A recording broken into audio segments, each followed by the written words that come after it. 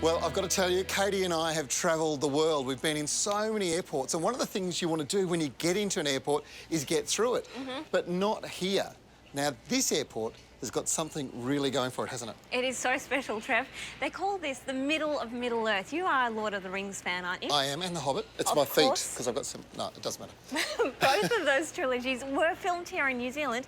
And, of course, Wellington's the capital, and you get a real sense of that when you step off the plane.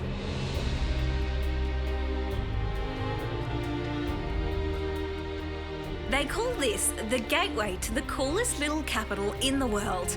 And you don't get much cooler than an airport inspired by a Hollywood blockbuster. And if you're a fan of the movies or the books, there's 3 installations you just have to see. The first features a 13-metre golem fishing for trout and suspended high above the airport's food court.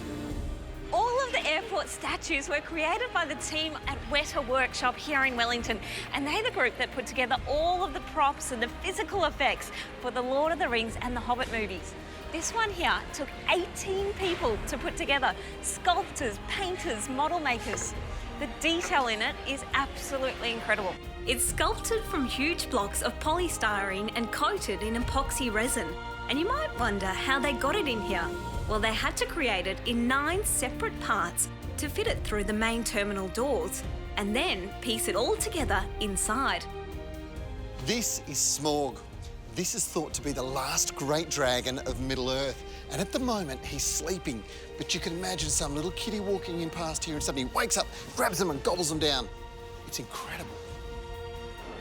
Then there's the great eagles from the second movie in the Hobbit trilogy, The Desolation of Smog. Each eagle weighs around 1 tonne, with a wingspan of 15 feet or 4.5 metres.